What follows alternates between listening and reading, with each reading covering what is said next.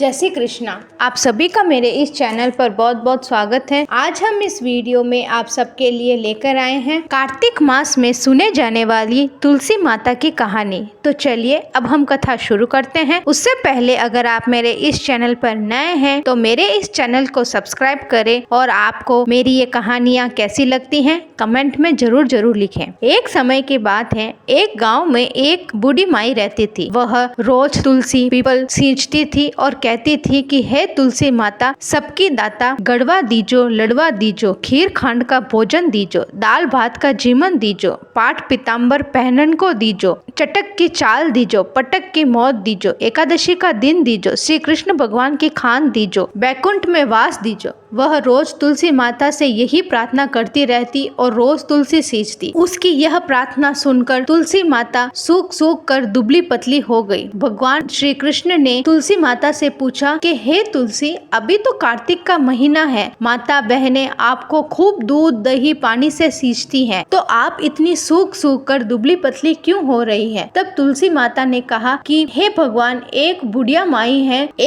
माई है, वह रोज मुझसे इतना वास मांगती हैं, मैं सब कुछ दे सकती हूँ, लेकिन आपकी खांड कहाँ से दूं? भगवान ने कहा, मैं उस बुढ़िया माई को खांड दे दूंगा, आप चिंता मत करो। आप बुढ़िया माई को कह देना कि आज से 7वें दिन तुम्हारी मौत हो जाएगी। तुलसी वापस हरी भरी हो गई। तुलसी माता ने एक दिन बुढ़िया माई के सपने में आकर कहा कि आज से 7वें दिन तुम्हारी मौत हो जाएगी। बुढ़िया माई ने उठकर बेटे पोते को कहा कि आज से 7वें दिन मेरी मौत हो जाएगी। बुढ़िया ने स्नान किया, पीताम्बर पहना, केसर तिलक किया, गंगा जल लिया और रैन का बिछा कर सो गई। बहू बेटा आस पड़ोस कहने लगे कि बुढ़िया को पहले ही पता चल गया है कि वह मरने वाली है, जो अपना सभी मरण सुधार लिया। सभी बुढ़िया माई को उठाने लगे। वह हिल भी नहीं रही थी, किसी के कहने से भी नहीं उठ रही थी। सब कहने लगे कि बुढ़िया माई इतनी पूजा पाठ करती थी, नित्य नेम करती थी, धर्म करती थी,